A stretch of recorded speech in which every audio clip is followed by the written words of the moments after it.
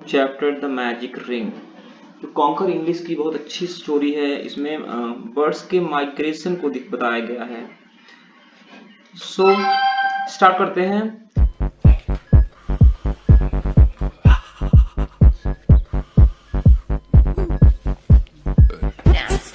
Doctor Salim Ali, the birdman of India. एक character है doctor Salim, जिसको बर्डमैन ऑफ इंडिया कहा जाता है। One of the world's most famous naturalist revolutionized bird study. वो क्या थे? वर्ल्ड के one of the best naturalist है। Naturalist means for the person who study about nature rather. revolutionized bird study and made many discoveries about their natural histories and behavior with limited resources and equipment। वो ऐसे naturalist थे जिन्होंने limited resource में many discoveries की about their natural history and behavior with the limited resources and equipment। उनके पास बहुत कम साधन थे, तभी उन्होंने बहुत सारी डिस्कवरीज की। Following chapter about his bird migration study is taken from the book Salim Ali for school। ये जो स्टोरी है उनकी एक बुक है जिसका नाम है सलीम अली फॉर स्कूल, वहां से लिया गया है। तो चलिए स्टार्ट करते हैं।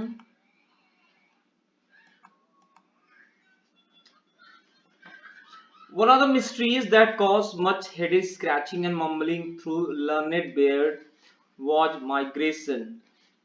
One of the mysteries means what? जो एक मिस्ट्री थी, रहस्य था, जिसके वजह से बहुत सारे लोग हेड स्क्रैचिंग मींस व्हाट, सर खुजलाना जिसे कहते हैं, लेकिन यहाँ पे है मतलब कंफ्यूज थे। एक मिस्ट्री थी जिसको and mumbling through learned beard means what, जो कहते हैं जिसे बहुत ज्ञानी आदमी होते हैं, उनके लिए एक मिस्ट्री बनी हुई थी। और जो मिस्ट्री था वो था माइग्रेशन। बर्ड्स का माइग्रेशन। मतलब बड़े बड़े जो विद्वान थे वो भी इस बात को नहीं समझ पा रहे थे कि इस मिस्ट्री का रीजन क्या है। Large flock of thousands of birds left a place and came back a year later around the same time, sometimes on a very same day। Large flock of thousands of birds, narrator कहता है कि जो birds का बड़ा सा झुंड जिसमें thousands of birds रहते हैं, वो क्या करते हैं, एक प्लेस को छोड़ते हैं और उसी प्लेस पे एक साल बाद फिर लौट के आते हैं। और कभी कभी तो होता है कि वो सेम दिन पे लौट आते हैं। Where did they go and how did they find their way back? पहले वो कहाँ जाते हैं और कैसे वो अपना रास्ता पाते हैं लौटने के लिए। Some early naturalists believed that they then hid in the bottom of the sea। जो पहले के नेचुरलिस्ट थे उनको विश्वास करते थे कि ये सब क्या होते हैं, जो समुद्र है उसके बॉटम में जाके छिप जाते हैं। To rise like the phoenix in the Greek legend। और क्या करते हैं बाद में, जो फिनिक्स जो बर्ड है, जो ग्रीक लेजेंड में, ग्रीक स्टोरी में बताया गया है कि जो बर्ड होती है, यहाँ पे देख सकते हैं, a mythical bird that was said to have lived for 500-600 years burned itself on a funeral pyre and risen again from the ashes। वो बर्ड जो क्या हुई 500 साल जी, उसके बाद क्या अपने आप उसने जला लिया और उसी के ऐश से, उसी अपनी राख से उसने अपने आप को फिर से जिंदा कर लिया था। Of course, scientific study and discovery had progressed much further by the time Salim Ali had arrived on the scene। जो साइंटिफिक स्टडीज और डिस्कवरी बहुत आगे बढ़ चुकी जब सलीम अली ने इसमें एंटर किया। By then, naturalists knew that many species of birds, big and small, fly thousands of miles every year to escape cold winter and to lay their eggs and raise their chicks in the comfort of warm land। जो क्या थे, by the naturalists थे, उनको ये पता था कि ये जो बर्ड्स होते हैं, चाहे छोटे हो चाहे बड़े हो, क्या करते हैं, थाउजेंड्स ऑफ माइल्स उड़ते हैं, माइग्रेशन करते हैं every year to escape cold winter, क्योंकि वो ठंड के सीजन से बचना चाहते हैं और अपने वो बच्चों को, अपने बच्चे ले करते हैं और उसको पालते हैं अपने बच्चों को, कहां पे, गर्म जगह पे। After all who wants to be in Siberian winter. Letter कहता है कोई नहीं चाहता कि साइबेरिया के विंटर में कोई रुके। Like all tourist birds wants warmth and good food and comfortable place, a reasonable price. Letter कहता है टूरिस्ट की तरह ही ये सारे जो बर्ड होते हैं उनको भी गर्म, अच्छे खाने और अच्छी प्लेस चाहिए, वो भी कम मेहनत में. Some fly 11,000 miles each way to and from their winter resting place. और कुछ बर्ड्स ऐसे होते हैं जो 11,000 माइल्स तक एक तरफ उड़ते हैं. To and from their winter resting place, जहां पे वो रेस्ट करते रहते हैं, वहां से दूर जाते हैं, वहां से उस ठंड से बचने के लिए. But how do birds find their way to the specific spot on other side of the world year after year? पर नरेटर इस चीज से हैरान है कि सारे जो बर्ड होते हैं अपने उसी स्पॉट पे, एक पर्टिकुलर स्पॉट पे, पर्टिकुलर जगह पे कैसे पहुंच जाते हैं सालों सालों सालों. Like computer programmed objects, they fly thousands of miles and land at the particular lake or forest or river or every year. ये ऐसा लगता है कि जैसे उनके अंदर कंप्यूटर प्रोग्रामिंग की गई है, वो थाउजेंड्स ऑफ माइल्स फ्लाई करते हैं और एक पर्टिकुलर प्लेस पे जाके लैंड करते हैं, पर्टिकुलर लेक पे जाते हैं, बैठते हैं, या तो फॉरेस्ट पे या रिवर पे, और जो होता है वो हर साल होता है ऐसा. The timing is perfect. पहली बात उनकी टाइमिंग बहुत परफेक्ट है. Migrants are extremely punctual, unlike many of us. और ये जो माइग्रेंट बर्ड्स हैं ये बहुत बहुत पंक्चुअल होते हैं, ये हमारी तरह नहीं होते, हम इंसानों की तरह नहीं होते. And arrive within a day or two of the previous year's arrival. और उसी समय अगले साल एक या दो दिन बाद या पहले पहुंच जाते हैं, उसी स्थान पर लौट आते हैं. Without watches or computer or travel agent, how do they do it? Why don't they lose their ways or die of exhaustion?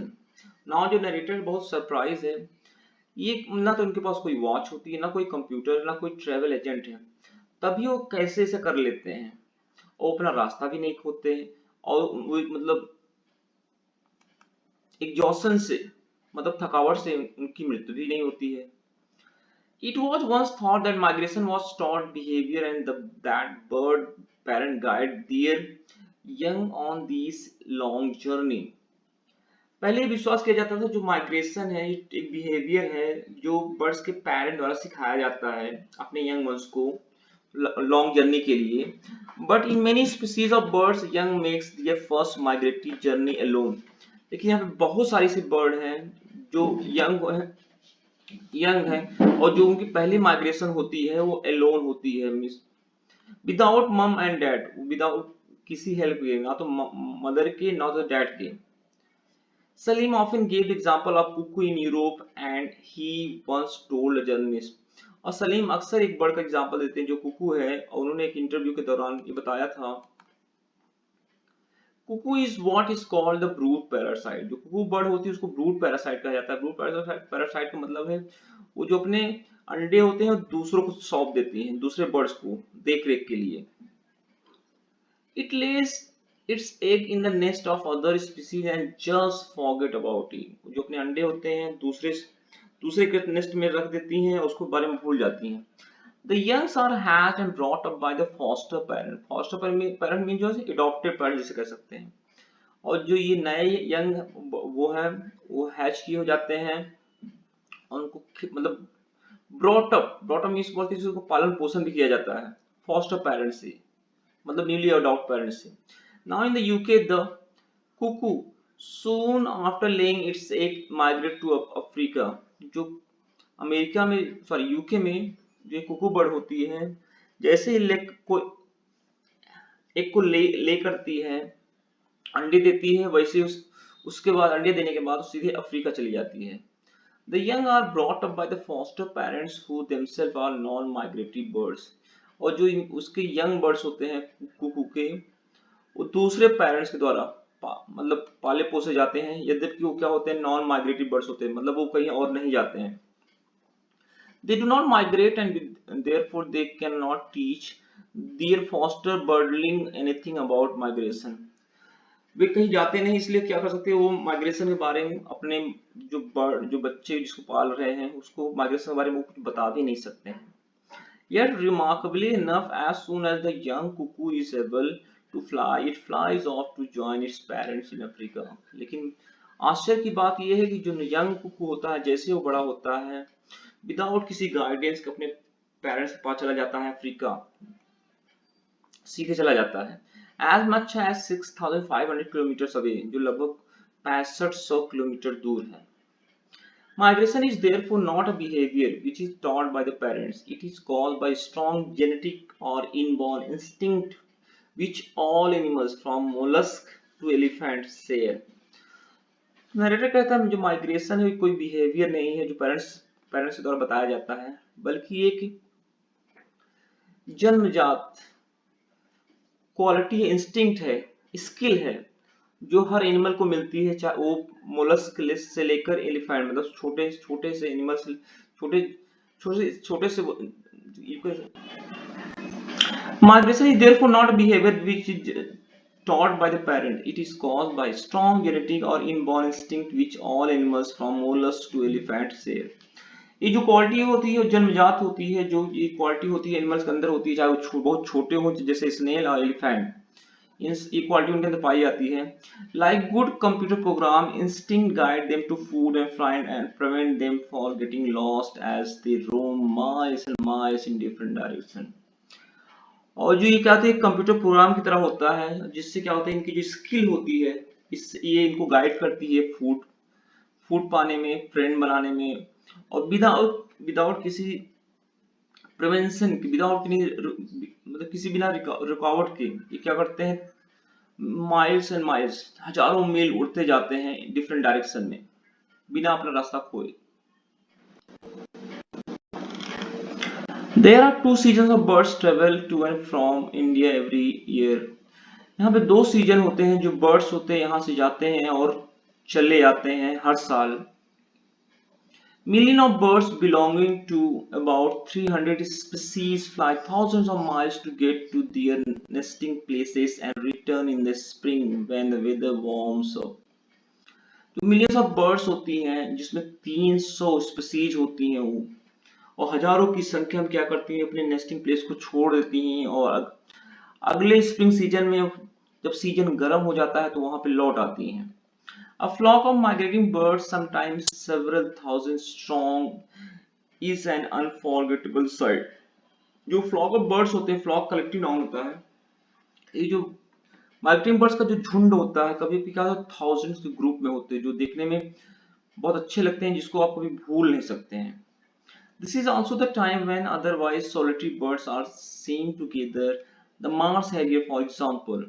और कभी-कभी इसमें ये भी होता है कि आप अकेले बर्ड को भी देख सकते हैं, स्पेशली एक बर्ड है जिसका नाम है Mars Harrier. For example, is usually seen individually or in pairs, but during a survey in the Afghanistan, जो मार्स हैरियर होता है अक्सर क्या होता है अकेला होता है या तो पेयर में होता है, लेकिन एक सर्वे के दौरान जो अफगानिस्तान में किया जा रहा था, Salim Ali saw a large flock of them arriving and settling in the plugged field and it was getting dark. Salim Ali ने अफगानिस्तान में ये देखा कि बड़ा सा जो झुंड था इस मार्स हैरियर का क्या हुआ, वो एक प्लग्ड फील्ड पे, मतलब जुते हुए खेत में लैंड करते हैं क्योंकि उसमें रात होने वाली थी, getting dark. Having come all the way from India, they were obviously exhausted. और ये समझ में आ रहा था कि ये सारे जो बर्ड थे इंडिया से आए थे इसलिए बहुत थक चुके थे, but they were off again at the daybreak. लेकिन जैसे नया दिन अगला दिन स्टार्ट हुआ वो फिर से उड़ गए। By the 1960s, ornithologists in many countries had begun studying bird migration by ringing bird. So 1960 के दशक तक क्या हुआ, जो ऑर्थोनोलॉजिस्ट थे, मतलब जो साइंटिस्ट थे बर्ड के बारे में जो स्टडी करते थे, उन्होंने क्या किया had begun studying bird migration by ringing birds. उन्होंने क्या किया, बर्ड की माइग्रेशन को समझने के लिए एक रिंगिंग बर्ड मेथड निकाला। इसमें क्या होता है, जो रिंग होती है वो बर्ड्स के पैर में फंसा दिया जाता है तो उसकी लोकेशन पता चलती रहती है। Salim made a start with his team from the Bombay Natural History Society. जो ये प्रोग्राम था इंडिया में सलीम ने स्टार्ट किया था बॉम्बे से, जिसका नाम था Bombay natural history society. A small aluminium plastic ring too small and light to handicap the bird. और उन्होंने क्या किया उसके लिए, एक छोटा सा एल्युमिनियम प्लास्टिक रिंग जो बहुत छोटा था, और जिससे क्या करता तो वो मतलब बर्ड को नुकसान न करता, मतलब वो उस पर भारी न लगता। इस claimed on the birds food, जो बर्ड की फूड पे फंसा दिया गया। On the ring is a message asking the finder of the bird to return the ring to the particular address such as BNHS। और उस रिंग में ये लिखा गया था कि जो भी आदमी इस रिंग को पाएगा वो इस पर्टिकुलर प्लेस पे लौटा देगा, जैसे कि BNHS मतलब Bombay natural history society. He also asked to name the place, the date and time the bird was found। और उन्होंने ये भी रिक्वेस्ट किया था वो ये भी बताएगा कि उसको किस जगह, किस डेट पे, किस समय वो बर्ड मिली थी। As a young man, Salim had participated in bird ringing camps in Heligoland, Germany, and this had given him useful training। अब जो थी सलीम सलीम जो थे यंग मैन थे, उन्होंने क्या किया, बर्ड रिंगिंग कैंप में पार्टिसिपेट किया जो हो रहा था हेलिगोलैंड जो जर्मनी में है। और उसको उन्होंने क्या किया, बहुत सारे यूजफुल टिप्स मिले, बहुत अच्छी ट्रेनिंग मिली। A few trial round birds ringing camp around Mumbai and their results showed that they should be done on a larger scale। उसको उन्होंने कुछ ट्रायल किए बर्ड रिंगिंग का मुंबई में, और जिससे उनको ये एहसास हुआ कि इसको एक बड़े स्तर पे किया जाना चाहिए। But there was a usual small problem money। लेकिन वहाँ एक बड़ी छोटी सी प्रॉब्लम थी पैसे की। For a while it looked pretty unhopeful, but in the end it worked out। Money जो कहते हैं कि इट लुक बहुत अनहोपफुल था, मतलब मिलना मुश्किल था, और लेकिन ये भी था कि ये काम करेगा, मतलब पैसे की जरूरत पड़ती। Thanks funnily enough to a lowly virus। और जो ये फनी प्रक्रिया थी, जो काम था, क्या हुआ, एक लोली वायरस में चेंज हो गया। कैसे? A strange viral disease had broken out in the Shimoga district of Karnataka and was affecting humans and monkeys। एक बीमारी थी, स्ट्रेंज वायरल डिजीज थी, वो फैल गई शिमोगा डिस्ट्रिक्ट कर्नाटका में है जो, वहां फैल गई। ये क्या करते, ह्यूमंस और मंकी दोनों को इफेक्ट कर रही थी। It was new to Indian doctors and no one could figure out exactly what it was and how to cure it. और इंडियन डॉक्टर्स ये नहीं पता था है क्या, इसकी कैसे इलाज करना है। It became even more mysterious when scientists at the Pune Virus Research Center, peering through the microscope, discovered it came from Western Siberia।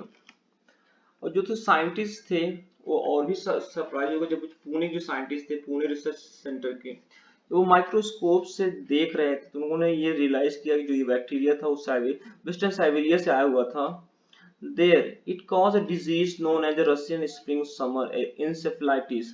वहां पे उसमें उसने बीमारी फैलाई हुई थी, मतलब इस वायरस ने, जिसका नाम था रशियन स्प्रिंग समर इंसेफेलाइटिस।